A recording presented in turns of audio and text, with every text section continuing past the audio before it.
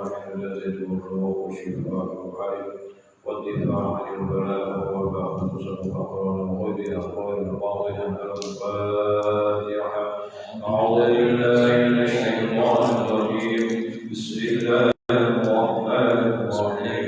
الحمد لله رب العالمين الرحمن الرحيم مالك يوم الدين. إياك نعبد وإياك نستعين.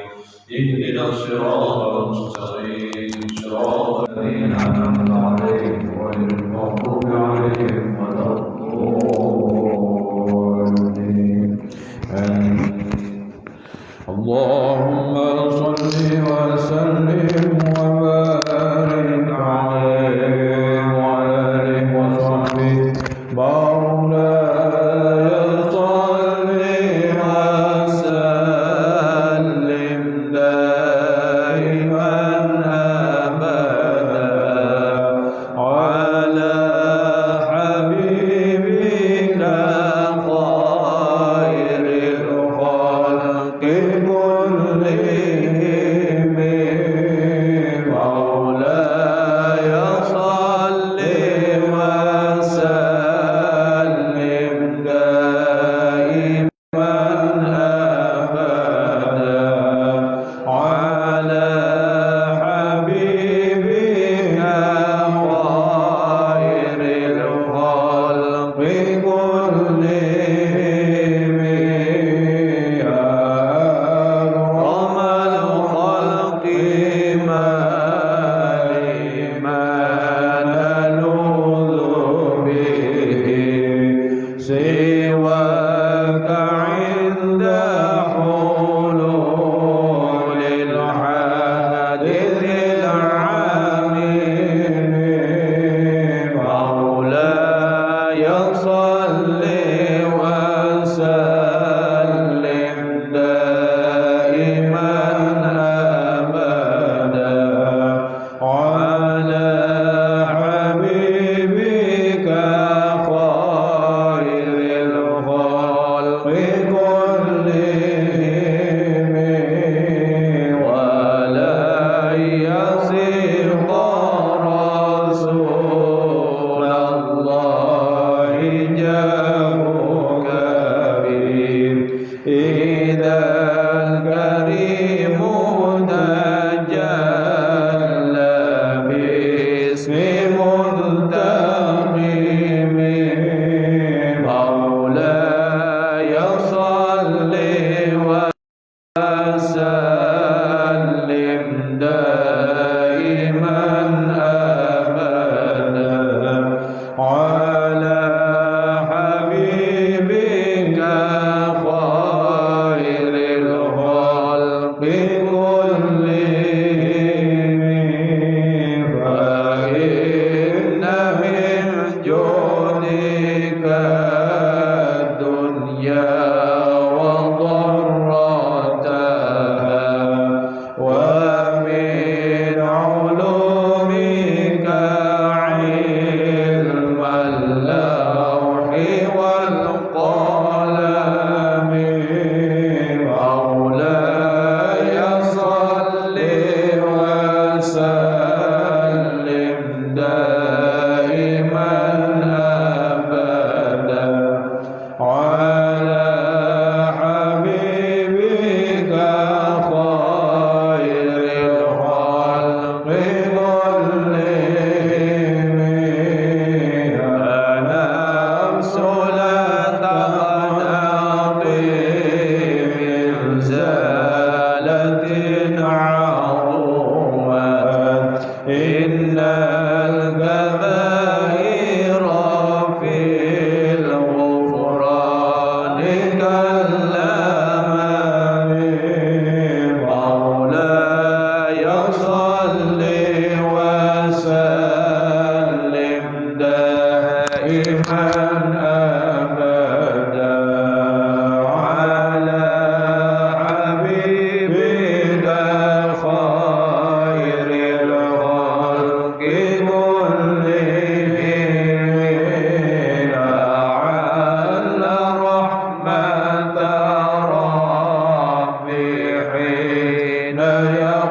يقسمها تأتي على حسب العصيان في القسم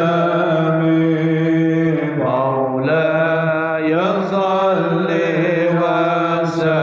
وسلم دائما أبدا على حبيبك خير الخلق كلهم يا ربي واجعل رجائي غير منعكس لديك واجعل حسابي غير منخرم مولاي صل وسلم دائما أبدا على حبيبك خير الخلق كلهم والطف بعبدك في الدارين إن له صبرا متى تدعوه الأول ينهزم مولاي صل وسلم دائما أبدا على حبيبك خير الخلق كلهم ودلس بصلاة من دائمة على النبي بمنهل ومنسجم مولاي صل وسلم دائما أبدا على حبيبك خير الخلق كلهم ورنحت عدبات البان ريح صبا وأقرب العيسى حاد العز بالنوام مولاي صل وسلم دائما أبدا على حبيبك خير الخلق كلهم ثم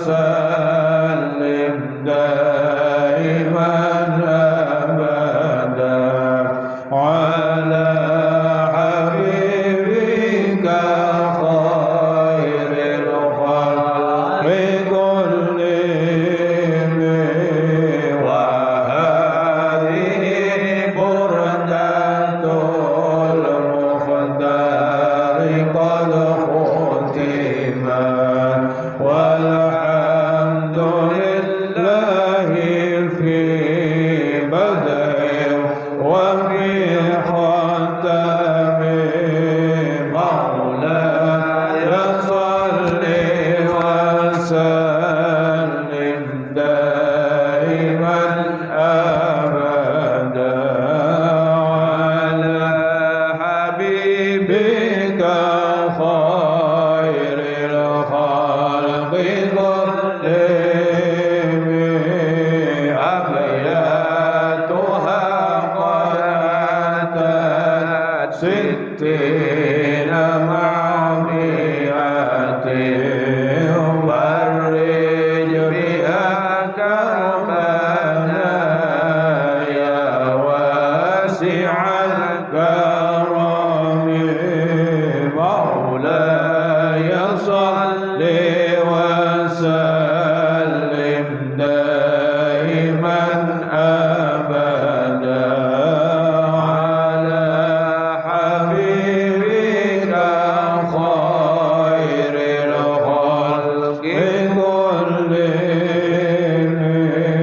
اللهم صل وسلم وبارك عليه وعلى آله وصحبه.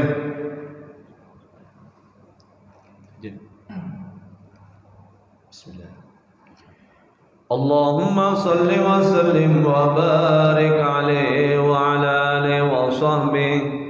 يا ربي صل على محمد يا ربي صل عليه وسلم يا ربي صل على محمد يا ربي صل عليه وسلم يا ربي بلغه الوسيلة يا ربي خصه بالفضيلة يا ربي صل على محمد يا ربي صل عليه وسلم يا ربي وارض عن الصحابة يا ربي وارض عن السلالة يا ربي صل على محمد يا ربي صل عليه وسلم يا ربي وارض عن المشايخ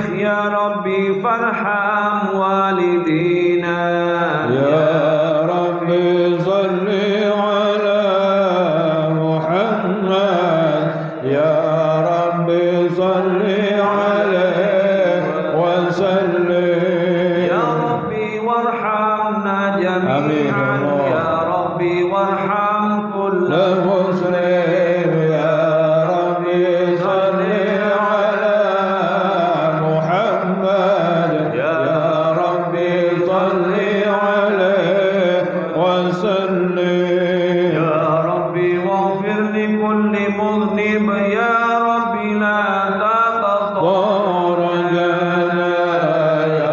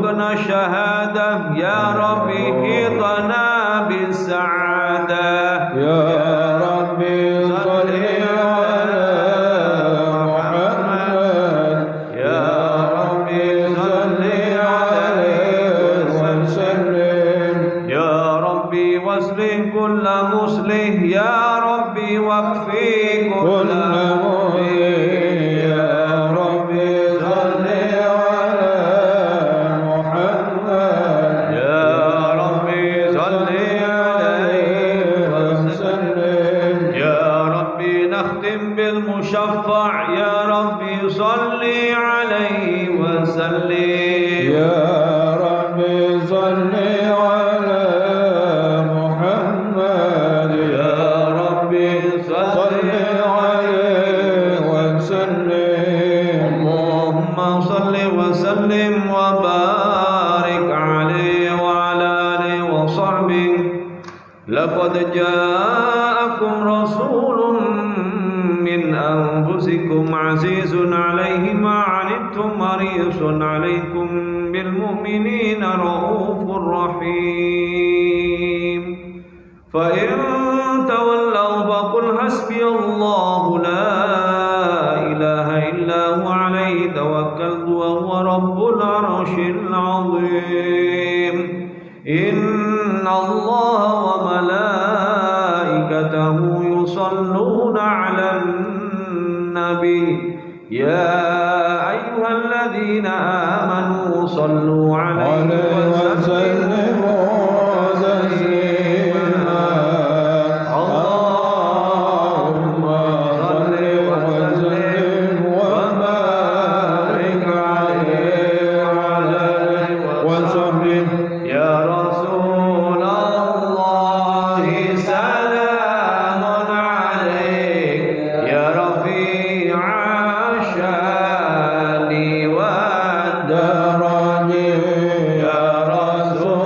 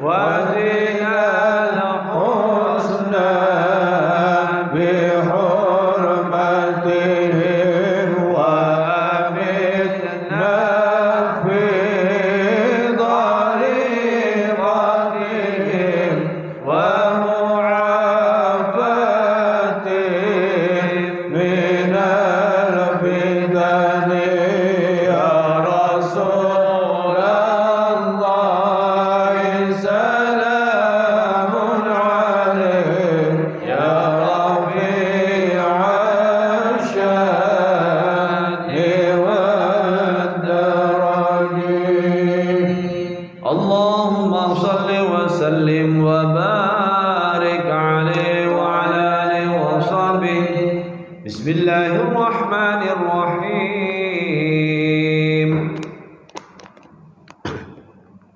الحمد لله القوي الغالب الولي الطالب الباعث الوارث المانع السالب عالم الكائن والبائن والزائل والذاهب يسبحه الآفل والمائل والطالب والغارب ويوحده الناطق والصامت والجامد والذائب يضرب بعدله الساكن ويسكن بفضله الضارب لا إله إلا الله. حكيم أظهر بديع حكمه والعجائب في ترتيب تركيب هذه القوالب. خلق مخا وعظما وعضودا وعروقا ولحما وجلدا وشعرا بنظم مختلف متراكب من ماء دافق يخرج من بين الصلب والترائب ولا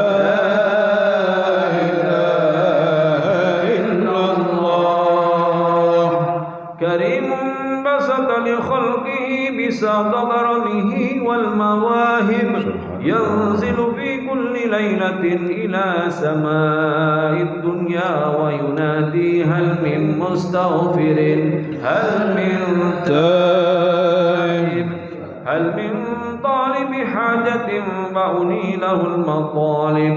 ولو رأيت الخدام قياما على الأقدام وقد جادوا بالدموع السوائب والقوم بين نادم وتائب وخائف لنفسه وعاقب وابق من الذنوب إليه هارب. فلا يزالون بالاستغفار حتى يكف كف النهار ذيول الغياهب فيعودون وقد فازوا بالمطلوب وأدركوا رضا المحبوب.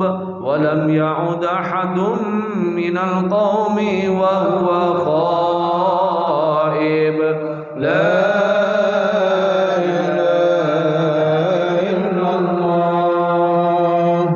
وسبحانه وتعالى من ملك أوجد نور نبيه محمد صلى الله عليه وسلم من نوره قبل أن يخلق آدم من الطين النازب وعرض فخره على الأشياء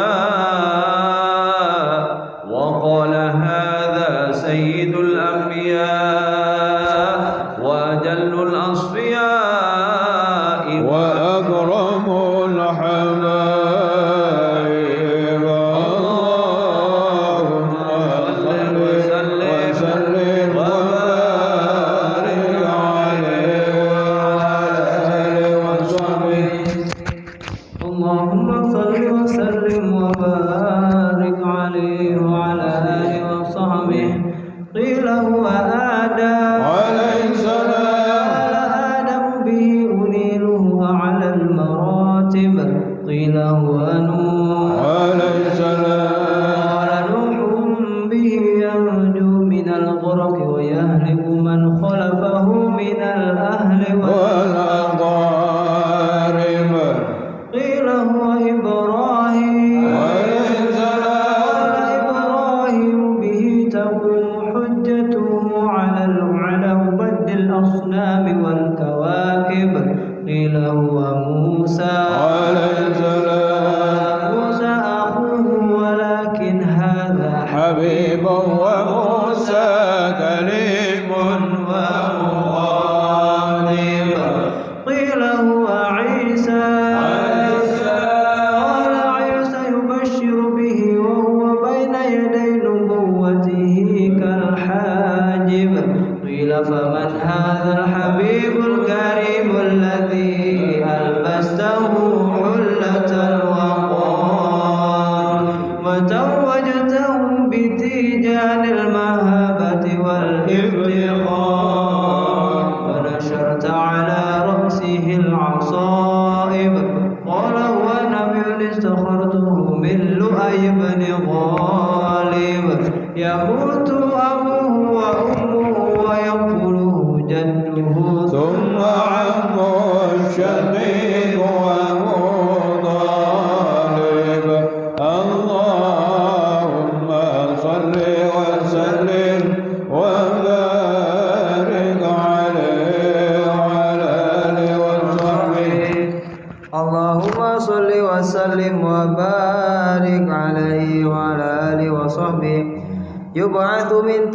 النعمة بين يدي القيامة في ظهره علامة تزله الغمامة تطيعه السحائب فجري الجبين ليلي الذوائب ألفي الأنف ميمي الفم نوني الحاجب سمعه يسمع صرير القلم بصره إلى السبع الطباق ثاقب قدماه قبله البعير فزال ما اشتكاه من المحن والنوائب آمن به الضب وسلمت عليه الأشجار وخاطبته الأحجار وحن إليه الجذع حنين هزين نادب يداه تظهر بركتهما في المطاعم والمشارب قلبه لا يغفل ولا ينام ولكن للختمة على الدوام مراقب إن أوذي يعفو ولا يعاقب وإن خوسم يصمت ولا يجاوب أرفعه إلى أشرف المراتب في رغبة لا تنبغي قبله ولا بعده لراكب في موكب من الملائكة يفوق على سائر المواكب فإذا ارتقوا على الكونين وانفصل عن العالمين ووصل إلى قاب قوسين كنت له أنا الذي المحبب اللهم صل وسلم وبارك عليه وعلى آله وصحبه ثم أرده من العرش قبل أن يبرد الفرش فقد نال جميع المآرب فإذا شرفت تربة طيبة منه بأشرف قوالب سعت إليه أرواح المحبين على الأقدام والنجاة اللهم صل وسلم وبارك عليه وعلى آله وصحبه إن الحمد لله نحمده ونستعينه ونستغفره ونعوذ بالله من شرور أنفسنا وسيئات أعمالنا من يهده الله فلا مضل له ومن يضلل فلا هادي له وأشهد أن لا إله إلا الله وحده لا شريك له وأشهد أن سيدنا محمدا عبده ورسوله فإن أصدق الحديث كتاب الله وخير الهدي سيدنا محمد صلى الله عليه وسلم أن شر الأمور محدثاتها وكل محدثة بدعة وكل بدعة ضلالة وكل ضلالة في النار سبحانك لا علم لنا إلا ما علمتنا إنك أنت العليم الحكيم رب اشرح لي صدري ويسر لي أمري wahlul 'uqdatam min lisani yafqahu qawli amma ba'd. Hadirin jamaah kajian kitab Ibnu Ahkam dan Salam Karam dan Mati. Alhamdulillah wa syukurlah wa asma'i. Kita malam hari ini bisa terus istiqomah salat Isya berjamaah yang pahalanya seperti orang qiyamul lail separuh malam. Dan juga kita lanjutkan untuk membaca sholawat dan memuji Rasulullah SAW. Semoga sejauh suara sholawat ini dibacakan, semoga juga Allah Subhanahu Wa Taala menurunkan rahmat pada kita dan kita semuanya diselamatkan oleh Allah Subhanahu Wa Taala. Amin ya rabbal alamin. Di dalam pertemuan yang lalu kita telah masuk pada hadis yang ke-286 ya. Kalau menurut saya 285 yang diriwayatkan an Rabi'ah bin Malik al-Aslami radhiyallahu taala anhu annahu qala lin nabiy sallallahu alaihi wasallam sal wa qultu as'aluka murafaqataka fil jannah fa qala aw ghayra dhalik qultu huwa dhak qala fa'inni ala nafsika bi kathratis sujud rawahu Muslim. Dalam pertemuan yang lalu diriwayatkan dalam pembukaan bab sifat salat Rasul sallallahu alaihi wasallam, yaitu riwayat tentang sahabat yang diminta oleh Rasul sallallahu alaihi wasallam untuk meminta padanya. Minta apa?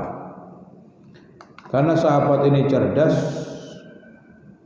Maka sahabat ini ingin minta sesuatu yang paling mulia, tidak ada lagi, yaitu murafaqah bersamanya seseorang, ya bersamanya dirinya bersama Rasul SAW di dalam surga. Jadi pengen bareng kepada Rasul SAW. Sampai tanya Nabi SAW, awa ghairu dzalik, apa enggak ada selain itu? Ya, apakah enggak ada selain itu? Awa ghairu dzalik? Pertanyaan ini. Nah ini, waktu itu wadak udah, maka saya jawab itu, main itu aja Nabi, wadak itu ya. Maka Nabi SAW karena sudah minta apa saja, ya, maka disuruh bantu, wa'inni ala nafsika bikathratis sujud.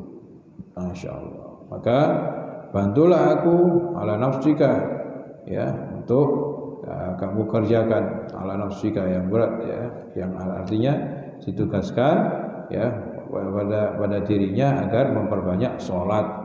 Makanya bisa dipahami bahwasannya kita itu boleh minta sesuatu yang tinggi sekalian. Kalau minta itu, ya, itu surga. Allahumma inna nas'aluka ridhaka wal jannah wa na'udzubika min sakhatika wan nar. Kita selalu minta, ya Allah, aku minta ridhomu dan surga. Enggak ada sesuatu ketika Allah ridho itu berarti semuanya sudah beres.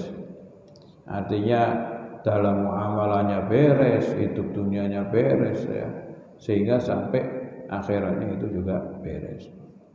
Wal jannah, nggak ada lagi. Kalau orang masuk surga berarti termasuk orang yang baik, minas sholihin, termasuk husnul khotimah. Jadi minta itu yang simpel-simpel saja, ya. Boleh yang panjang, karena nikmatnya doa itu juga seperti ibadah munajat kepada Allah Subhanahu wa taala. Ini diantaranya dengan sholat tadi itu, bersungguh-sungguh di dalam melakukan sholat itu bisa nantinya mengangkat derajat seseorang, terutama setelah diketahui bahwa Nabi SAW itu suruh membantu sahabat itu jangan sendirian, ya, boleh saja, tapi kamu bantu dengan memperbanyak sholat. Nah, sholat itu ada sholat fardu, ya, yang wajib bagi kita. Ini yang harus dikerjakan adalah sholat fardu. Sholat fardu itu mulai dari sholat zuhur, kemudian asar, ya, maghrib, isya, subuh. Ya. Yang paling pertama kali dikerjakan itu kan sholat zuhur, ya. Ya, subuh itu karena Nabi SAW turun dari Mi'raj itu setelah subuh gitu, ya. Kemudian mengabari kepada kaumnya, orang-orang Quraisy misalnya. Kemudian ada lagi sholat tatawu namanya. Sholat tatawu itu dibagi menjadi 3. Ada tatawu atau sholat yang sunat itu sunat muakkadah, ada ghairu muakkadah. Nah ini sholat sunat itu dibagi 2, sholat sunat mutlak, sholat sunat muqayyad.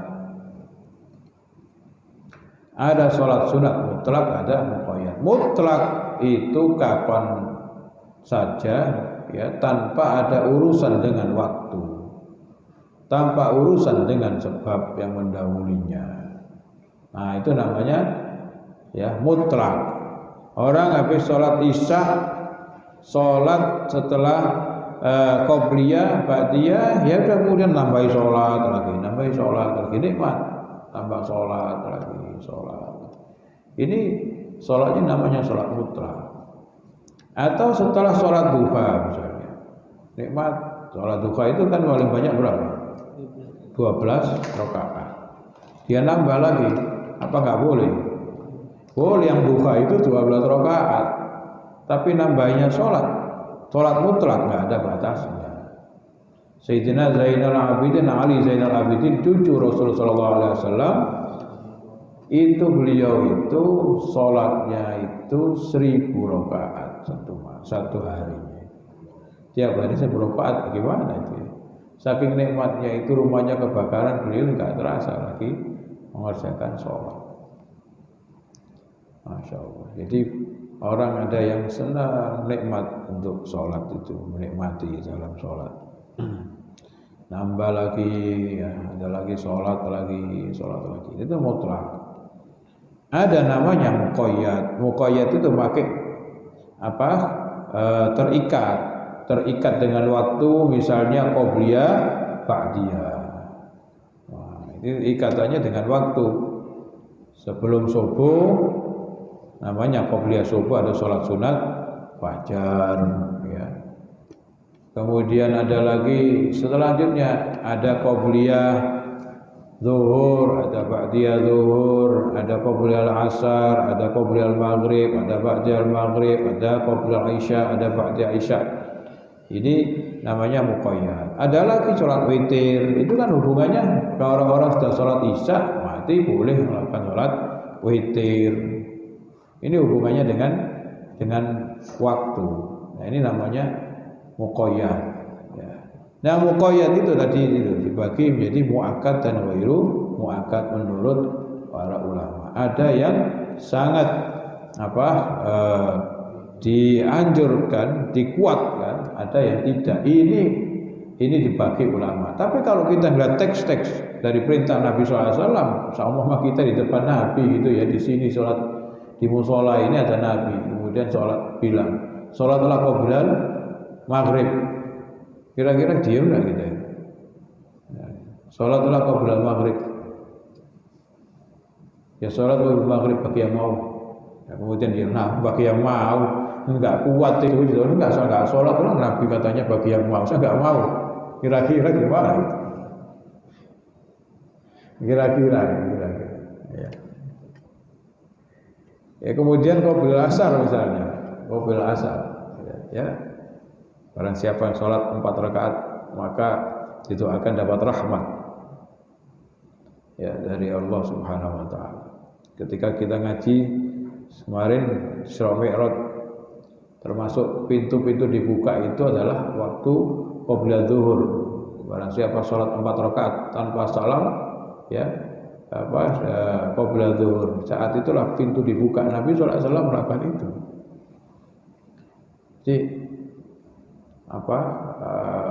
Jadi macam-macam. Termasuk sholat Idul Adha, termasuk sholat Idul Fitri, ini muakkad semua, sholat muakkad. Ya, ini tapi pakai waktu. Ada yang ghairu muakkad.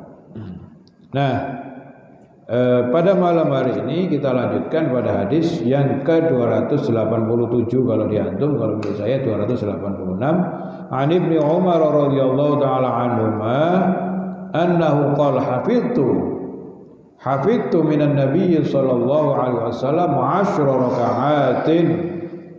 raka'atain qabla adh-dhuhri wa raka'atain ba'daha wa raka'atain ba'da al-maghrib fi baitihi wa raka'ataini ba'dal isya'i fi baitihi wa raka'ataini qabla subhi muttafaqun alaih. Wa fi riwayatin raka'ataini ba'dal jum'ati fi baitihi.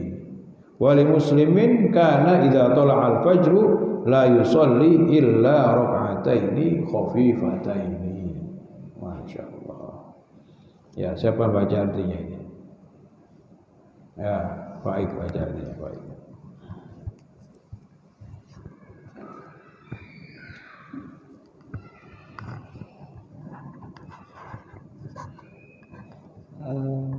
Ibnu Umar radhiyallahu anhu menceritakan hadis berikut. Aku memelihara 10 rakaat yang kuterima dari Nabi SAW, yaitu 2 rakaat sebelum zuhur, 2 rakaat lagi sesudahnya, 2 rakaat sesudah maghrib di rumahnya, 2 rakaat sesudah isya di dalam rumahnya, dan 2 rakaat lagi sebelum subuh. Muttafaqun alaih. Dan dalam riwayat lain disebutkan pula, dan 2 rakaat lagi sesudah sholat Jumat di rumahnya.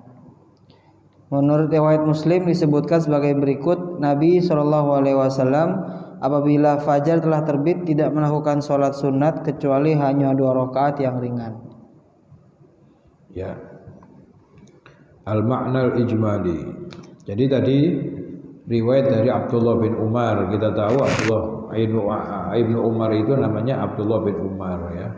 Itu termasuk putra dari Sayyidina Umar bin Khattab radhiyallahu taala anhu, khalifah yang kedua. Nah, itu yang berjuluk Amirul Mukminin. Kemudian Ibnu Umar itu juga saudara dari istrinya Rasul sallallahu alaihi wasallam, Hafsah. Ya, Hafsah binti Umar. Ya, berarti Sayyidina Umar itu juga mertua Rasul sallallahu alaihi wasallam. Ya, mertuanya. Jadi khalifah 4 itu yang 2 mertuanya Nabi, yang 2 itu menantunya Nabi. Jadi Sayyidina Abu Bakar punya putri nama Siti Aisyah. Sayyidina Umar punya putri yang menjadi istri Rasulullah SAW, Siti Hafsah. Kemudian Sayyidina Utsman bin Affan itu menjadi menantu Rasulullah SAW dari putri Rasulullah SAW 2, Ummu Kulsum dan Ruqayyah. Oh, Sayyidatina ya, Sayyidah Ummu Kulsum dan Sayyidah Ruqayyah. Sayyidina Ali menjadi istri dari Siti Fatimah. Itu ya.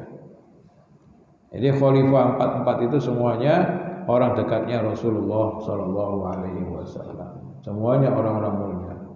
Ahlussunnah wal Jamaah mengatakan afdhalus sahabat itu katartibihim fil khilafah. Ya, katartibihim khilafah. Pertama yang paling mulia adalah Abu Bakar, kemudian Sayyidina Umar, kemudian Sayyidina Utsman dan kemudian Sayyidina Ali. Ya. Nah, ini Sayyidina Ali itu banyak putranya yang laki-laki itu berapa? Entah 12 entah berapa itu. Yang laki-laki itu. Masya Allah. Setelah Siti Fatimah meninggal, nikah dengan Siti Umamah binti Zainab. Ya. Jadi habis meninggal Siti Fatimah menikah dengan Siti Umamah. Umamah itu siapa? Umamah itu adalah keponakannya Siti Fatimah, anaknya Siti Zainab yang kecil kadang-kadang itu sholat kemudian ya datang kepada Rasulullah SAW, sahabat, kok Nabi ini gak sujud, kok gak naik? Sahabat melihat loh ada cucunya di atasnya ketika sujud lama. Kalau kita itu gimana? Dilarang anaknya itu datang lagi. Nah itu Sayyidina Umamah lama pernikahannya. Menikah karena ibunya ketika Siti Zainab itu meninggal ketika Rasulullah SAW masih ada. Ya. Kemudian Rasul meninggal tahun 10. Nah abahnya itu sebelum meninggal tahun 12 Hijriah pesan, nanti anak saya itu nikahkan sama Sayyidina Ali ya. Wah begitu. Tahun 12 Hijriah. Nah akhirnya sama Zubair bin Awam kalau nggak salah ya, Pak Tolha ya, saya ingat siapa namanya sahabat itu kalau nggak salah Zubair apa Tolha itu yang diwasiati itu menikahkan kepada Sayyidina Ali. Jadi banyak anaknya itu. Sayyidina Ali meninggal tahun 40 Hijriah. Jadi berapa tahun? Tahun 12 ya? Lumayan ya? Ya, dan bukan itu saja. Banyak. Sayyidina Ali itu ketika sama Siti Fatimah kelihatannya istrinya cuma satu. Pernah izin sama Rasul SAW mau menikahi putrinya Abu Jahal.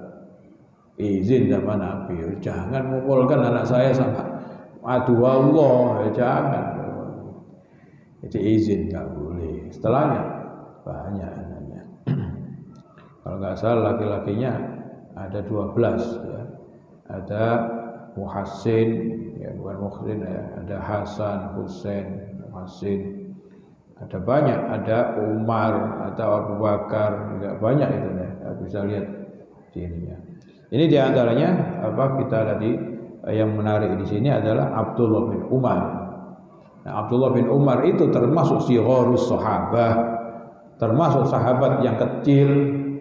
Abdullah ya bin Umar, kemudian Abdullah bin Abbas itu kecil, Abdullah bin Amr bin As ini kecil, sehingga bisa melihat bagaimana ya Rasulullah SAW di rumahnya itu bisa tahu, kadang-kadang kok bisa tahu. Ya, Abdullah bin Umar itu karena kedekatannya tadi, karena ada beliau itu adalah saudara dari istri Rasulullah SAW. Qala hafidtu, aku hafal. Ya, hafidtu, aku menghafal. Tadi kan menjaga ya. Tadi apa? Hafidtu yang aku hafal. Minan Nabi, dari Nabi SAW itu dari sholat itu 10 rakaat yang saya hafal dari Nabi.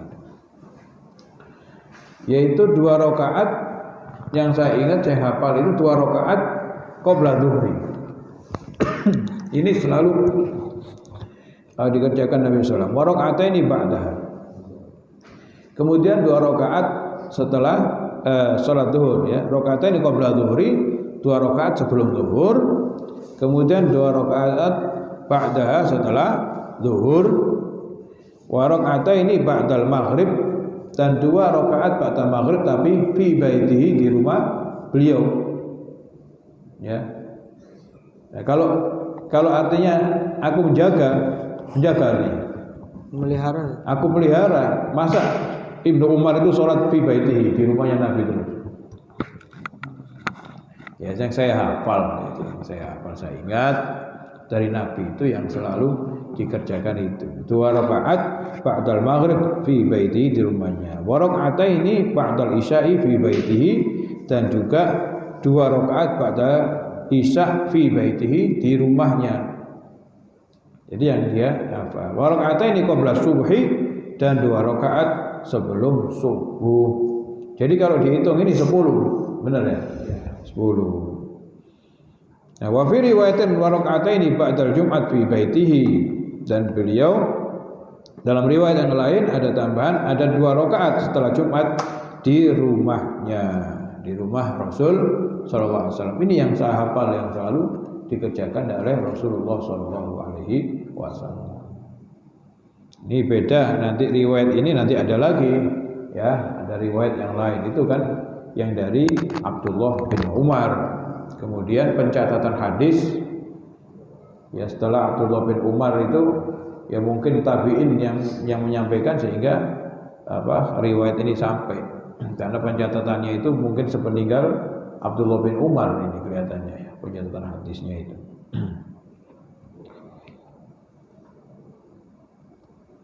Ini yang dihafal. Al-ma'na al-ijmali. Lamma kana al-qalbu ba'idan anillahi azza wa jalla ghaliban lishtighali bid-dunya wa zinatiha. Fala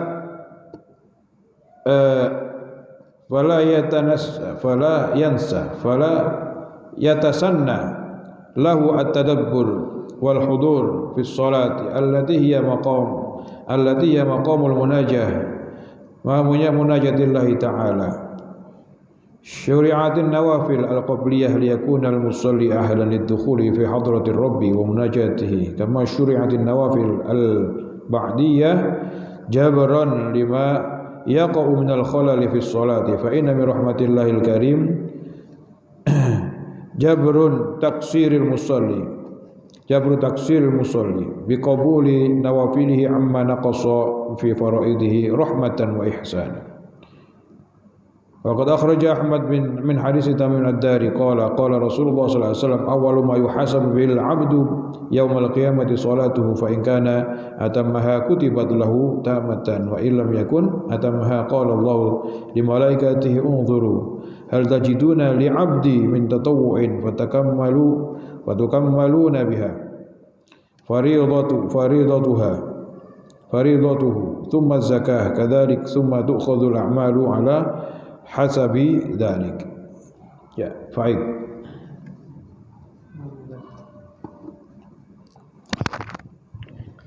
Makna keseluruhan. Ijmali global. Makna ijmali. Mengingat hati manusia jauh dari Allah dalam sebagian besar waktunya karena sibuk dengan urusan dunia dan perhiasannya, maka ia dalam salatnya tidak bisa khusyuk dengan sepenuh hatinya. Padahal salat merupakan kedudukan bermunajat kepada Allah Subhanahu wa taala. Maka disyariatkanlah salat sunnah qobliyah agar orang yang sholat dalam keadaan siap untuk hadir di hadapan Rabb-Nya dan bermunajat dengannya sepenuh hatinya. Disyariatkan pula sholat sunnah ba'diyah untuk menambal kekurangan yang terjadi di dalam sholat fardunya. Di antara rahmat Allah yang maha pemurah ialah tertambalnya kelalaian yang terjadi dalam sholat fardu dengan diterimanya sholat sunat untuk menyempurnakan hal yang kurang di dalam sholat fardunya. Hal tersebut semata-mata merupakan rahmat dan kebijakan dari Allah Subhanahu wa taala. Ya, coba jadi pelan-pelan. Jadi gini. Kata Said Alawi, ya ketika banyakkan hatinya manusia itu lupa ya. Karena sibuk dengan dunia serta gemerlap dunia, maka sulit untuk sholat itu bisa tadabbur. Tadabbur wal hudur, dan hatinya selalu hadir, ingat ya. Tadabbur itu apa? Tadabbur itu kata-kata dubur itu di belakang. Ya, tadabbur berusaha memahami di belakang. Artinya apa? Mengambil hikmah. Setelah baca ayat selesai dari tafsir, dari keindahan dari ini, kemudian belakangnya yang bisa dia pahami dari ayat ini adalah gini. Ini namanya tadabbur. Ini kan sulit ya ketika sholat kemudian bisa tadabbur. Ya, tadabbur itu perangkatnya banyak sekali, perangkatnya tidak bisa dipahami cuman memahami terjemah saja, apalagi terjemahnya nggak tahu.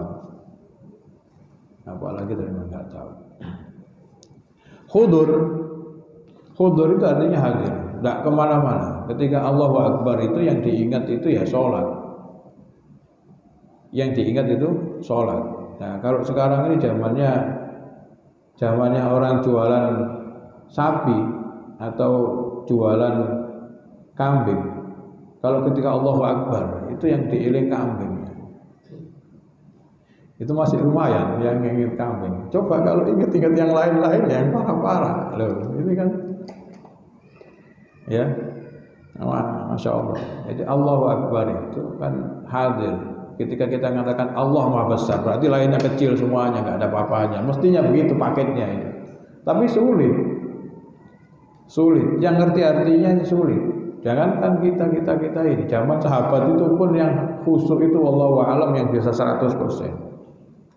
Sampai Nabi SAW mengatakan dalam salah satu hadisnya, yang orang itu yang dapat pahala yang diingatnya. Kalau separuh ya 10%, ya 10% sampai gitu. Nah, oleh karenanya dikatakan Sayyid Alawi, ya ketika sulit orang mentadabburi dari kalimat dan kemudian gerakan-gerakan hikmahnya itu, takbir mengangkat itu bagaimana, kemudian ketika Allahu Akbar bagaimana, ketika membaca doa istiftah bagaimana, itu tadabburnya, bagaimana Fatihah bagaimana, ketika rukuk bagaimana hikmahnya. Nah, sulit apalagi hadir ya. Maka alatiyah maqam munajah, yang sholat itu sendiri adalah makom untuk berduaan, munajah. Artinya apa? Berdialog yang merasa yang lain nggak ada lagi. Itu namanya munajat pada Allah Subhanahu Wa Taala. Maka karena sulitnya itu, maka disyariatkanlah sholat sunnah, yaitu qobliyah. Sebelum sholat itu pemanasan dulu, qobliyah. Liyakunal musolli ahlan lidukhul. Kenapa kok disunatkan dulu sebelum masuk yang fardu? Ya, kenapa? Karena nantinya agar ahlan lidukhul, agar siap untuk masuk pada sholat fardu, pakai pemanasan. Ada yang senang bulu tangkis di sini? Tidak ada ya. Kalau tanpa pemanasan itu kan ini. Coba aja orang yang senang renang, ada orang renang? Hah? Gak ada. Senang renang. Orang nggak renang itu sebelum renang nggak pakai shower dulu, nggak pakai, langsung nyemplung begitu. Dari sana ke sini balik 4 kali, kembali sudah nggak kembali lagi, sakit semua itu tanpa pemanasan.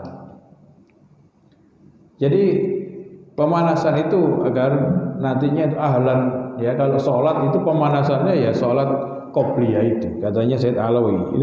Ini kalau udah dipahamkan sama Said Alawi gini, kadang-kadang kita itu kan tidak tahu hikmahnya. Qobliyah itu apa sih gunanya? Liyakunal musalla ahlan lidukhuli fa hadratir rabbi, ya di dalam di hadapan ar-rabb wa munajatihi, dan begitu juga dialog ya dengan Allah Subhanahu wa taala. Sebagaimana hal itu juga nantinya disyariatkannya ba'diyah.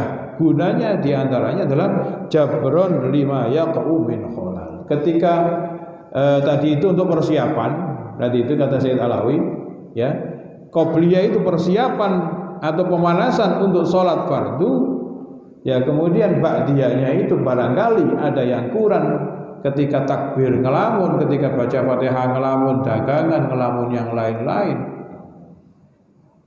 Ngelamun barang yang halal saja sudah nggak bagus dalam sholat, apalagi ngelamun yang tidak halal.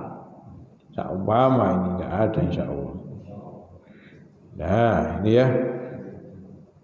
Nah ini ketika kekurangan itu ada ditambali, dilengkapi, digenapi, jabron itu artinya digenapi, ditambal dengan adanya sholat ba'diyah. Jabron lima yaqa'u min khalal, sebagai tambalan ataupun pelengkap dari apa yang terjadi dari kekurangan-kekurangan fi sholat, di dalam sholat.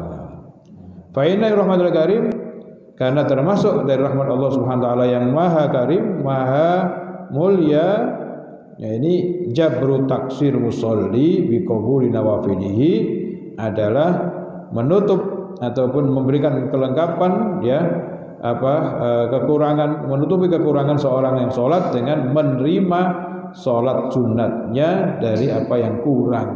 Masya Allah. Ini semoga kita bisa menghidupkan qobliyah ba'diyah ini. Ya, sulit ya. Lanjut. Baik.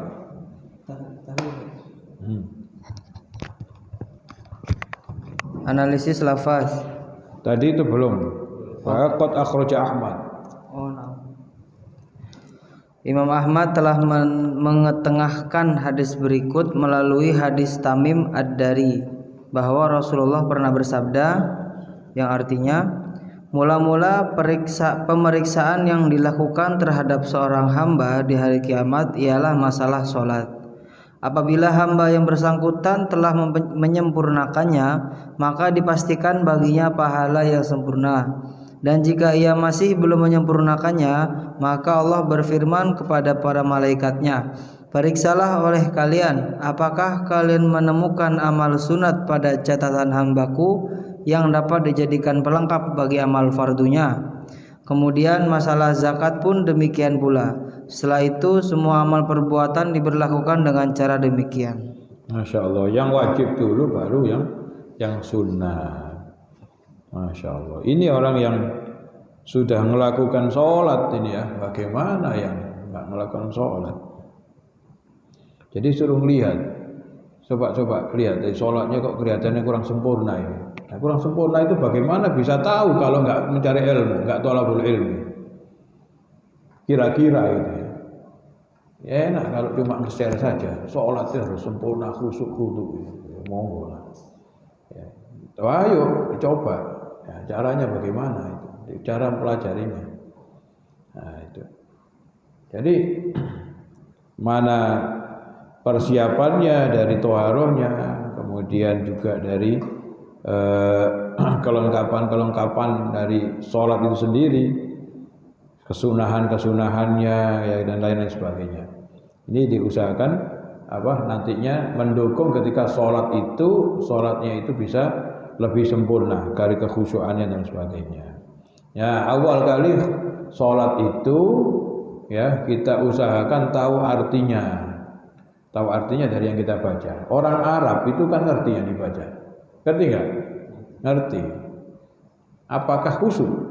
Ya belum tentu. Kelihatannya sulit khusyuk itu, karena tidak diganggu setan pun belum khusyuk. Bagaimana kalau setan itu ganggu? Kan gitu, setan itu ada yang khusus untuk mengganggu orang sholat. Kalau melihat orang ini ya ini nggak tolip ilm, nggak ngerti, percuma itu biarin aja, percuma dia sholat nggak sholat itu bacaannya itu kacau sudah. Nah, yang ngerti nantinya, yang ngerti. Wah setelah ya yang ngerti nantinya dikasih was-was dia.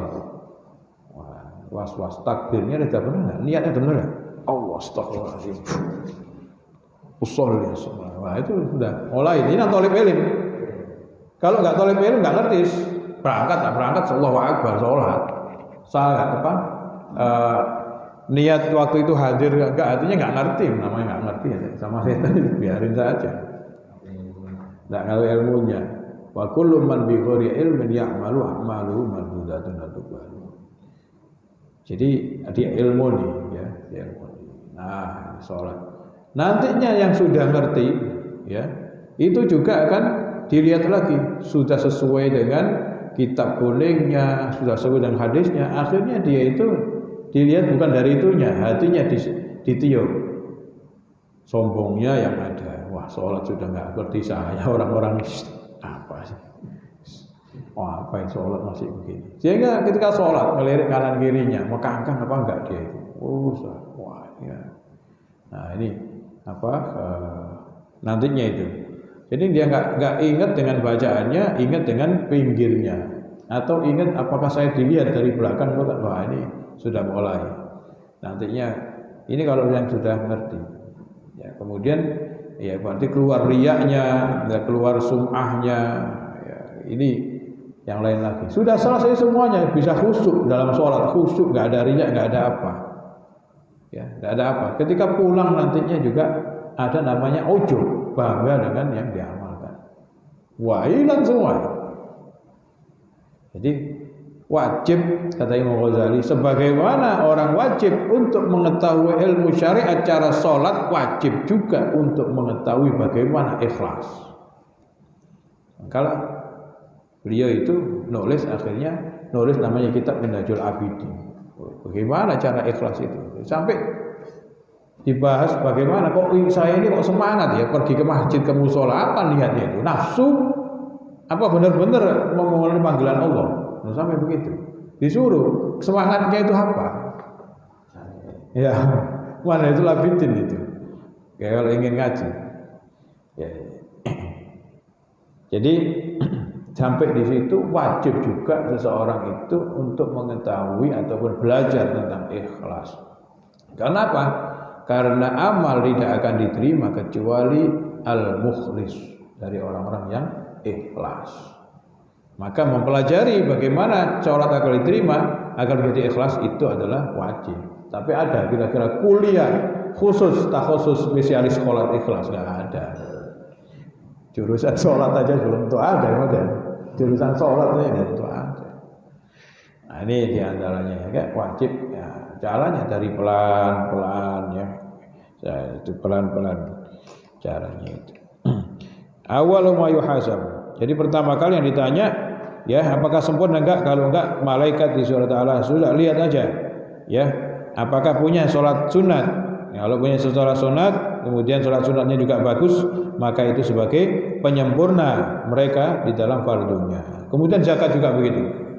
Ketika zakat sudah ngeluarin enggak? Belum ngeluarin. Nah, disetrika habis itu. Ya. Perutnya min junubihim ya. Dari arah pinggirnya sini kasih ada pasir.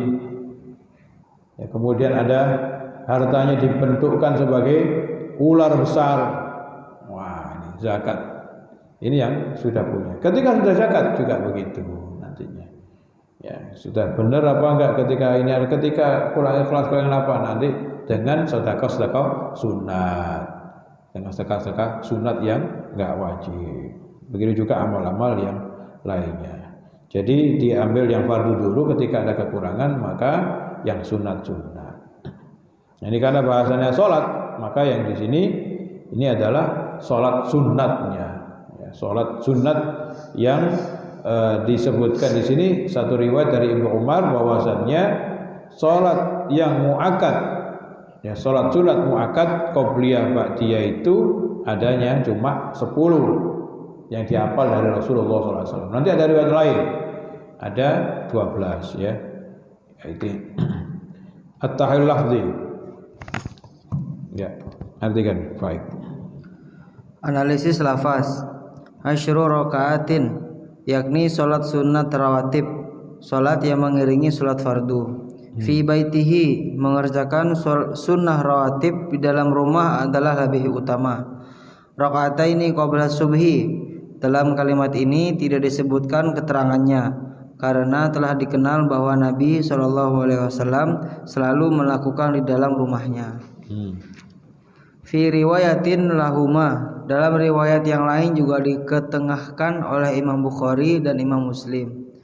La yusolli illa rak'ataini, illa adalah adatul hasr yang mulghah, yakni tidak beramal. Sedangkan rak'ataini adalah maf'ul dari lafaz yusolli, berbentuk tasniyah dari lafaz rak'ah.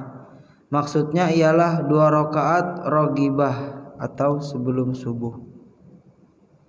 Nah, jadi tidak sholat kecuali 2 rakaat. Makanya kalau orang terlalu semangat, ya nggak apa-apa sih. Itu ada. Jadi sudah datang, sudah sholat sunat. Tadinya kelihatannya itu sebelum subuh itu sudah datang. Berarti kan sudah tahiyatul masjid. Kemudian sholat sunat qabla subuh. Setelah salam berdiri lagi. Nah, ya, kan enggak? Apakah boleh? Ya boleh saja. Tapi tidak diriwayatkan dari Rasul Sallallahu Alaihi Wasallam sholat lagi itu. Karena yang muakkad adalah 2 khafifataini lagi.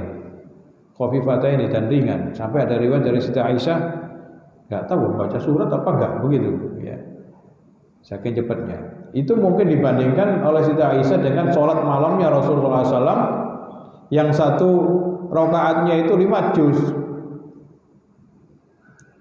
1 rakaatnya itu 5 juz, rukuknya mirip. Waduh, sudah sulit membayangkan ya. Wah, gimana itu? Mungkin ya. Sehingga Nabi itu sholatnya kok cepat gitu kan, sholatnya di rumahnya. Jadi yang tahu di antara Siti Aisyah. Ya.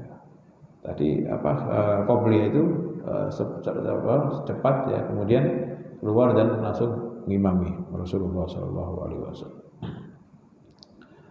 Ya, lanjut. Fikih hadis. Nabi SAW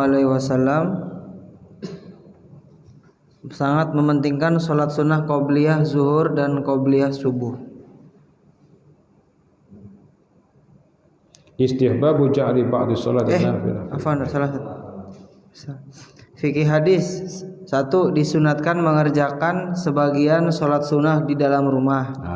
2. Disunatkan meringankan sholat sunnah subuh, yakni qobliyahnya, dan bahwa sunat subuh hanya dilakukan 2 rakaat saja. Ya, hanya dilakukan 2 rakaat saja.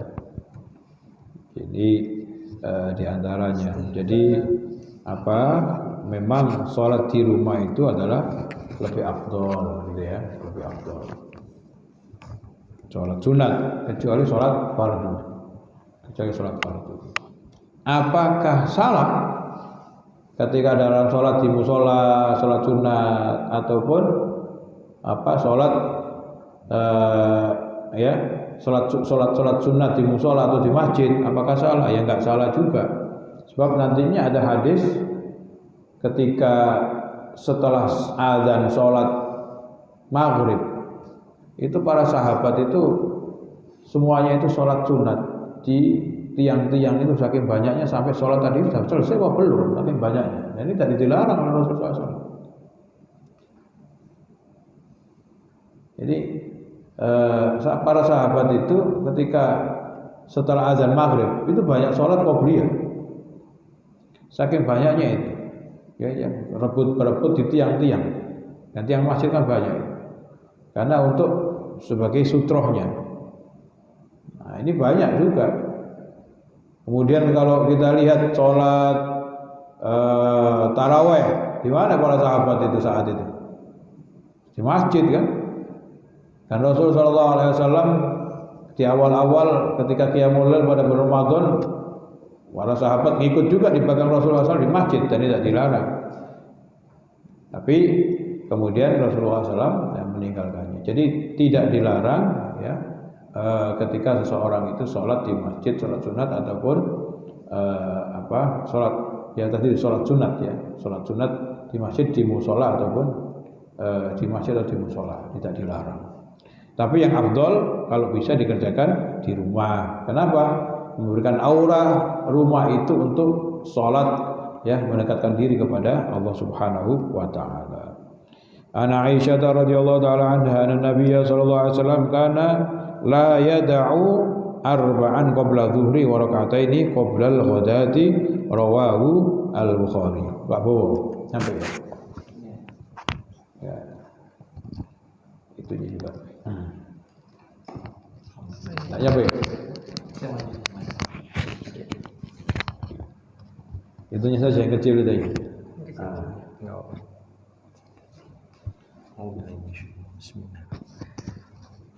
Siti Aisyah radhiyallahu anha menceritakan hadis berikut. Tiada sesuatu pun di antara sholat sunnah yang sangat diperhatikan oleh Nabi Shallallahu Alaihi Wasallam selain dari 2 rakaat fajar, yaitu qobliyah subuh. Muttafaqun alaih. Ini. Jadi Siti Aisyah bilang, karena anak Nabiya la yada'u arba'an qabla dhuhri, tidak pernah meninggalkan 4 rakaat qabla dhuhri. Ada?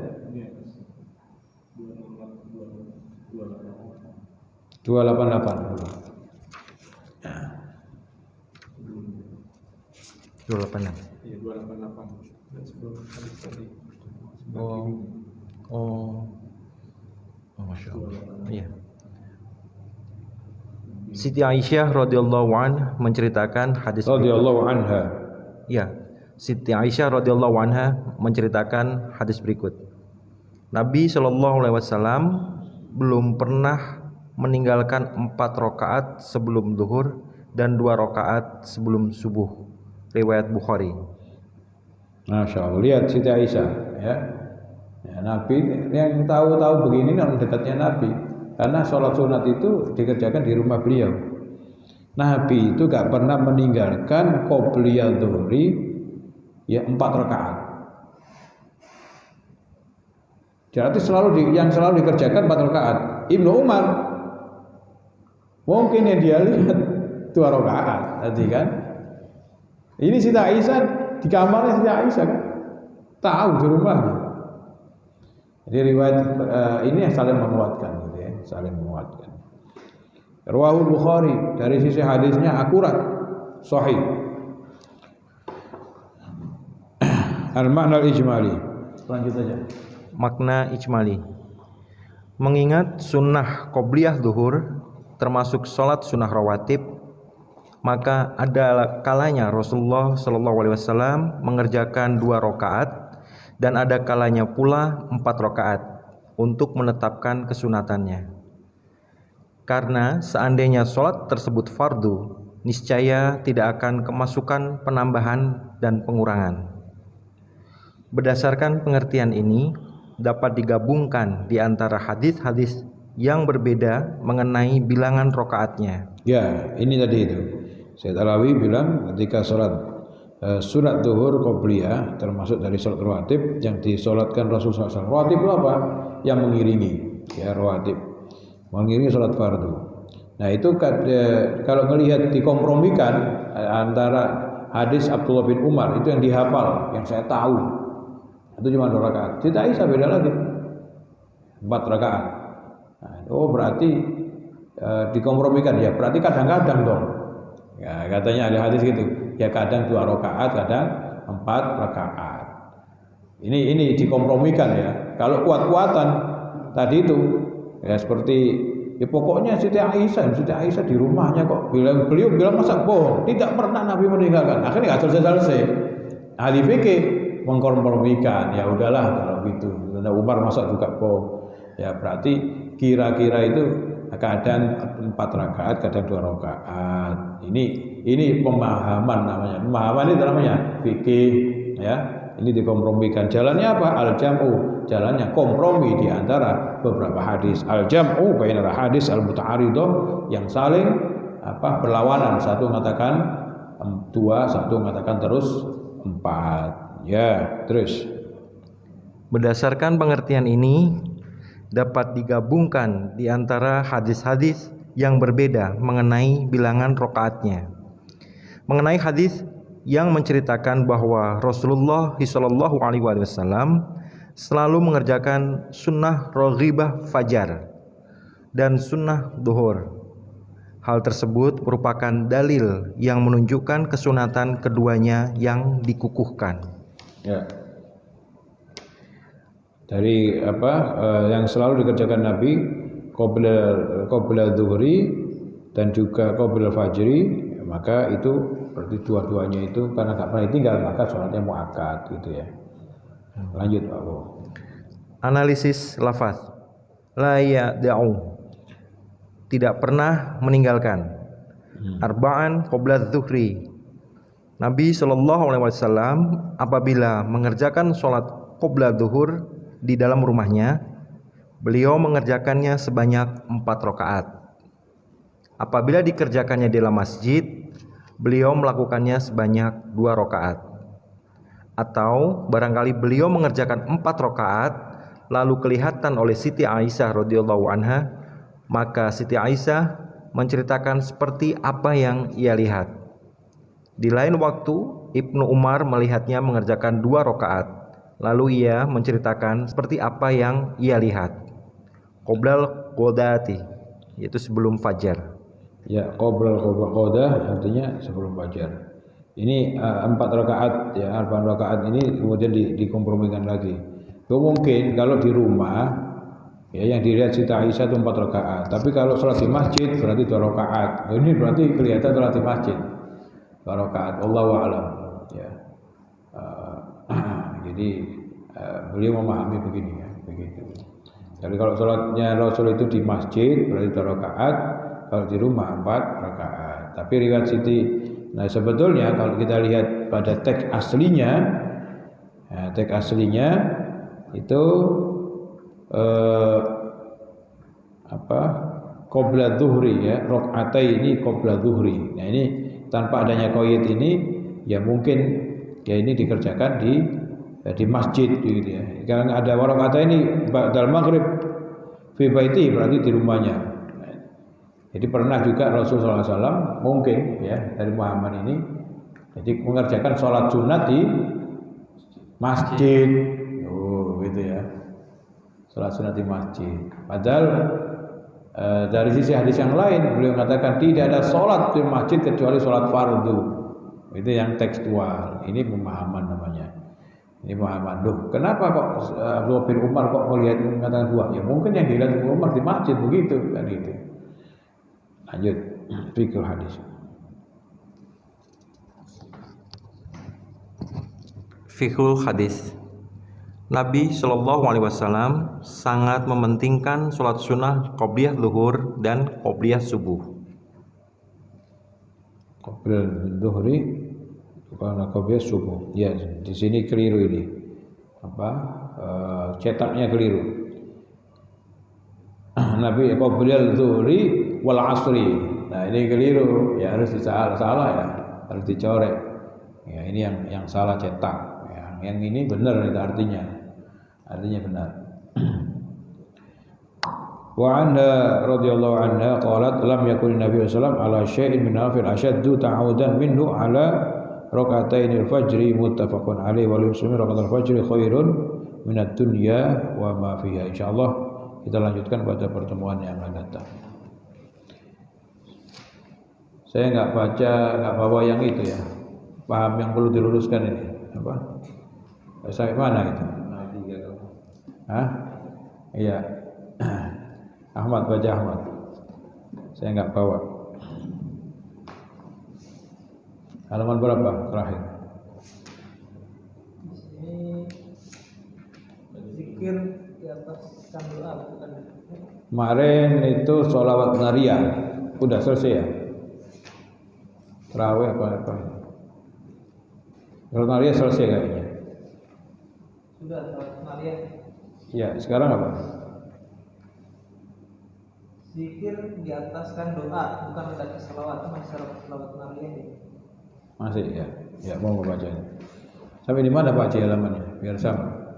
382. Ya. 382. Ya, baca.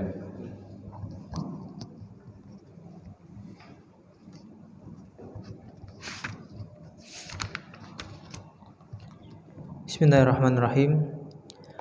Apabila kalian bersolawat kepada Rasulullah SAW, maka buatlah redaksi salawat yang bagus kepada beliau. Siapa tahu barangkali salawat kalian itu diberitahukan kepada beliau.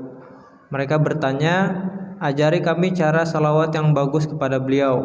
Beliau menjawab, katakan, ya Allah, jadikanlah segala salawat, rahmat dan berkahmu kepada Sayyid para Rasul, pemimpin orang-orang yang bertakwa, pamungkas para nabi, yaitu Muhammad, hamba dan Rasulmu, pemimpin dan pengarah kebaikan dan Rasul yang membawa rahmat. Ya Allah, anugerahilah beliau makam terpuji yang menjadi harapan orang-orang terdahulu dan orang-orang yang terkemudian.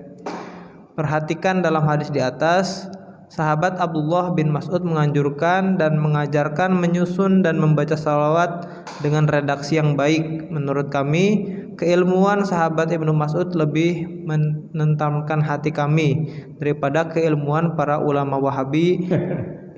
Iya, kenapa sih? Menurut sebagian orang, gitu kan ya, sebagian orang tidak boleh ngarang-ngarang sholawat itu kecuali yang waris dari Rasulullah SAW. Berarti kalau ngarang-ngarang bid'ah atau lala, akhirnya masuknya surga apa neraka itu? Neraka. Padahal baca sholawat kok bisa masuk neraka? Ini kan tidak pas. Loh, nggak akan Nabi kok bisa masuk? Ini sudah logika sudah nggak pas. Nah, apakah ada buktinya yang memperbolehkan soalnya baca sholawat yang tidak persis diajarkan Rasul? Ya ini hadis dari Abdullah bin Mas'ud ini. Beliau mengatakan, ya bikinlah ketika engkau mendoakan Nabi, ya doakanlah yang sebaik-baiknya. Kemudian beliau mengajarkan sholawat yang tadi. Berarti menurut Abdullah bin Mas'ud ngarang sholawat itu boleh nggak? Boleh. Kira-kira pinter mana? Loh, gitu. Pinter mana Ibnu Mas'ud sama orang-orang belakangan kan gitu. Ini kalau logikanya begitu. Ke orang belakangan itu menyalahkan. Ya, lanjut. Kami lebih memilih cara berpikir sahabat Ibnu Mas'ud daripada cara berpikir ulama yang hidup di masa akhir. Ya. Terus. Kedua, sahabat Ali bin Abi Thalib radhiyallahu anhu,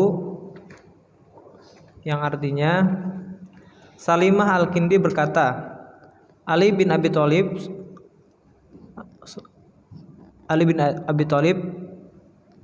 radhiyallahu anhu mengajarkan kami cara bersalawat kepada Nabi SAW dengan berkata, ya Allah, pencipta bumi yang menghampar, pencipta langit yang tinggi dan penuntun hati yang celaka dan yang bahagia pada ketetapannya, jadikanlah salawatmu yang mulia, berkahmu yang tidak terbatas dan kasih sayangmu yang lembut pada Muhammad, hamba dan Rasulmu, pembuka segala hal yang tertutup, pamungkas yang terdahulu, penolong agama yang benar dengan kebenaran dan penakluk bala tentara kebatilan seperti yang dibebankan padanya, sehingga ia bangkit membawa perintahmu dengan tunduk kepadamu, siap menjalankan ridhomu tanpa gentar dalam semangat dan tanpa kelemahan dalam kemauan, sang penjaga wahyumu, pemelihara janjimu dan pelaksana perintahmu, sehingga ia nyalakan cahaya kebenaran pada yang mencarinya. Jalan-jalan nikmat Allah terus mengalir pada ahlinya. Hanya dengan Muhammad hati yang tersesat memperoleh petunjuk setelah menyelami kekufuran dan kemaksiatan. Ia Muhammad telah memperindah rambu-rambu yang terang, hukum-hukum yang bercahaya dan cahaya-cahaya Islam yang menerangi. Dialah Muhammad, orang yang jujur dipercaya olehmu dan penyimpan ilmumu yang tersembunyi, saksimu di hari kiamat, utusanmu yang membawa nikmat, Rasulmu yang membawa rahmat dengan kebenaran. Ya Allah, luaskanlah surgamu baginya, balaslah dengan kebaikan yang berlipat ganda dari anugerahmu, yaitu kelipatan yang mudah dan bersih dari pahalamu yang dapat diraih dan anugerahmu yang agung dan tidak pernah terputus, Ya Allah, berilah ia derajat tertinggi di antara manusia, muliakanlah tempat tinggal dan jamuannya di surgamu, sempurnakanlah cahayanya, balaslah jasanya sebagai utusanmu dengan kesaksian yang diterima, ucapan yang diridhoi, pemilik ucapan yang lurus, jalan pemisah antara yang benar dan yang batil, dan hujjah yang kuat. Masya Allah. Ini salawat Sayyidina Ali ya. Ada yang hafalkan ini, wajib ya. Masya Allah. Ini salawat Sayyidina Ali. Ya, Sayyidina Ali pun membuat salawat. Ada riwayatnya, di mana itu rujukannya? Rujukannya di hadis ini diriwayatkan oleh Said bin Mansur, Ibnu Jarir dalam Tahzibul Asor, Ibnu Abi Asim, Yakub bin Syaibah dalam Akhbaru Ali, Ibnu Abi Syaibah dalam Al-Musannaf, At-Tabarani dalam Al-Mu'jam Al-Awsad, dan lain-lain. Hadis ini juga dikutip oleh ahli hadis sesudah mereka seperti Al-Hafiz Al-Qadi Iyad dalam Asy-Syifa, Al-Hafiz Asy-Syaqawi dalam Al-Qaulul Badi, Ibnu Hajar Al-Haytami dalam Ad-Durul Al-Mandud, Al-Hafiz Al-Ghumari dalam Itqanus San'ah, dan lain-lain. Menurut Al-Hafiz Ibnu Katsir, redaksi salawat ini populer dari Ali bin Abi Thalib. Ya, jadi itu riwayat-riwayat yang ada. Kalau ingin tahu rujukannya ya silahkan lihat di beberapa kitab itu. Ya, ketika dinukil di beberapa kitab, ya insya Allah menunjukkan itu bahwasanya diriwayatkan. Di antara yang paling kuno tadi itu diriwayatkan oleh Abdul Razak As-Sun'ani. Abdul Razak As-Sun'ani itu kalau nggak salah meninggal tahun 130-an. Jadi sebelum Imam Syafi'i lahir. Ya, Imam Abdul Razak As-Sun'ani itu sudah menulis Al-Musannaf. Itu ditahqiq, diteliti oleh guru saya, Syekh Muhammad Awamah. Sekarang kalau nggak salah menjadi 32 jilid. Wah, kelihatannya sudah masuk di Indonesia. Kalau ingin baca apa isinya ya silakan saja. Di kitab hadis itu banyak ya. Ini di antara yang diriwayatkan itu. Jadi ada diriwayatkan kalangan sahabat pun sudah mulai untuk menulis ataupun mengarang hadis. Nah, ini banyak sekali, panjang sekali tadi itu memuji Rasulullah SAW. Berarti menurut Ibnu Mas'ud, menurut Sayyidina Ali, ya membuat mendoakan Rasulullah SAW tidak harus warid dari Rasulullah SAW yang langsung. Ya boleh. Termasuk kita bahasa Indonesia, semoga sholawat dan salam semoga selalu tercurahkan kepada Rasulullah, itu boleh nggak? Ada pernah diajarkan Nabi? Apakah doakan begitu kemudian lanjutannya kemana? Kan bahaya. Nah, ini harus diperhatikan agar tidak biasa menyalahkan. Monggo ya, ketika hendak saya nggak mau riwayat dari Sayyidina Ali, nggak mau riwayat dari Abdul Mas'ud, saya yang dari Rasul saja, yang dari yang sahih, tidak masalah itu. Kita tidak usah bingung kemudian menyalahkan saja. Tapi yang masalahnya menyalahkannya mereka itu harus bisa menjawab. Ya, bisa menjawab. Nah, kalau sudah punya kitab ini kan enak. Ya, suruh baca saja. Ketika menyalahkan, coba baca saja, sampai ngopi saja. Nah, kita tahu jawabannya. Ya, seperti itu belum. Masih satu lagi, sedikit lagi Pak. Masih panjang? Satu lembar. Satu lembar, oke. Lanjut. Yang ketiga, sahabat Abdullah bin Abbas radhiyallahu anhuma. Ini sedikit dibaca. Wa an ibn Abbas radhiyallahu anhuma annahu kana idza shalla ala nabiyyi qala sallallahu alaihi wasallam qala Allahumma taqabbal syafa'ata Muhammadinil kubra warfa' darajatahu al-ulya wa a'tihi su'lahu fil akhirati wal ula kama ataita Ibrahim wa Musa. Ibnu Abbas radhiyallahu anhuma apabila membaca salawat kepada Nabi sallallahu alaihi wasallam, beliau berkata, "Ya Allah, kabulkanlah syafaat Muhammad yang agung, tinggikanlah derajatnya yang luhur, dan berilah permohonannya di dunia dan di akhirat sebagaimana engkau kabulkan permohonan Ibrahim dan Musa." Hadis ini diriwayatkan oleh Abid bin Humaid dalam Al-Musnad, Abdul Razak dalam Al-Musannaf, dan Ismail Al-Qadi dalam Fadlus Salat ala Nabi. Hadis ini juga disebutkan oleh Ibnul Qayyim dalam Jala'ul Afham, Al-Hafiz As-Sakhawi dalam Al-Qaulul Badi, sanad hadis ini jayyid, kuat dan sahih. Ya, kalau ini ada hukumnya ya. Jayyid dan sahih. Terus. Demikianlah beberapa anjuran dan salawat yang diriwayatkan dari para sahabat. Sedangkan salawat yang disusun oleh para ulama setelah generasi sahabat seperti tabi'in dan generasi sesudahnya sangat banyak dan tidak bisa dihitung. Anda bisa membaca dalam kitab-kitab salawat yang ditulis oleh para ulama hadis, misalnya Al-Qaulul Badi' karya Al-Hafiz As-Sakhawi, Jala'ul Afham karya Syekh Ibnul Qayyim Al-Jauziyah dan lain-lain. Kemudian mereka berkata, ternyata dalil salawat yang dibaca oleh mayoritas umat Islam sangat kuat dalilnya. Lalu mengapa para ustadz kami alergi dengan salawat tersebut? Kemudian Sunni menjawab, ya maklum kan alergi terhadap kebaikan yang diajarkan oleh baginda Nabi SAW, para sahabat dan ahli hadis. Ya, itu aja. Jadi ternyata banyak juga. Bahkan Ibnu Qayyim menyebutkan di dalam kitab Al-Jala'ul Afham. Ibnu Qayyim itu murid Ibnu Taimiyah yang menjadi rujukan orang-orang Wahabi, itu sendiri menukil tadi itu, hadis tadi itu. Paling tidak kita bisa memahami resumenya. Jadi para sahabat di antara yang paling tidak Ibnu Mas'ud, Abdullah bin Umar, Sayyidina Ali itu membuat sholawat, ya, ada riwayat beliau sendiri membuat sholawat yang beliau lantunkan, ya, yang bukan dari Rasulullah SAW. Berarti boleh, sahabat saja boleh, yang lain bingung, ya silakan saja, ngikut saja, ngikut siapa lagi kalau gitu. Ya, semoga bermanfaat, semoga kita dan anak cucu kita dijadikan orang-orang yang selalu bersolawat kepada Rasulullah SAW. Semoga kita dan anak cucu kita bisa kumpul bersama Nabi kita Nabi Muhammad SAW besok di surga. Amin ya rabbal alamin. Kita akhir dalam majlis. Subhanaka Allahumma bihamdika asyhadu an la ilaha illa anta astaghfiruka wa atubu ilaik. Assalamualaikum warahmatullahi wabarakatuh. Waalaikumsalam. Alhamdulillah.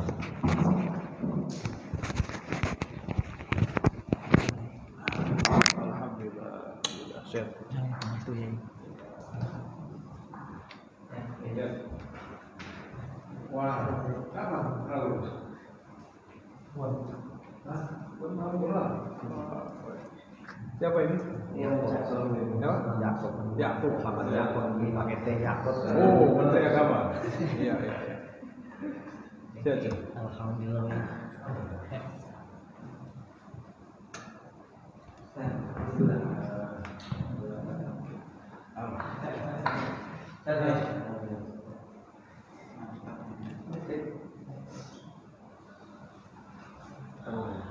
Kelihatannya mendung tadi ya?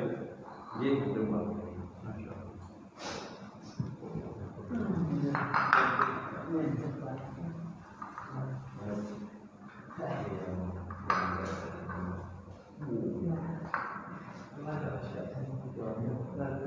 Digini aja, Cil. Digini, Cil. Apa ini? Mau pindah tempat.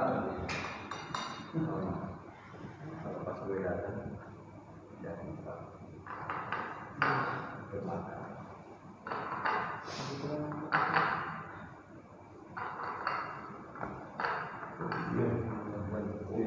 Gula.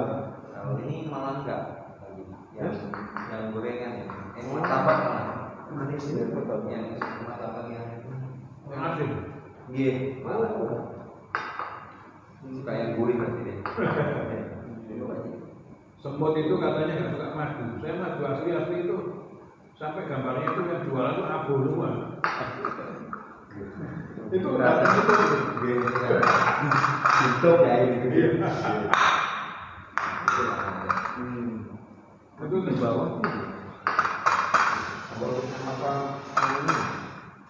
Di bawahnya di atas kemudian. Oh.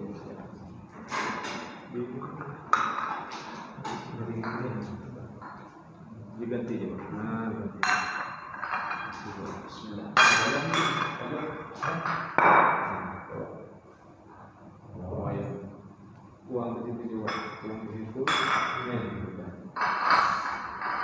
Dipanggil orang ini pas diganti hilang. Oh, iya. Dan panggil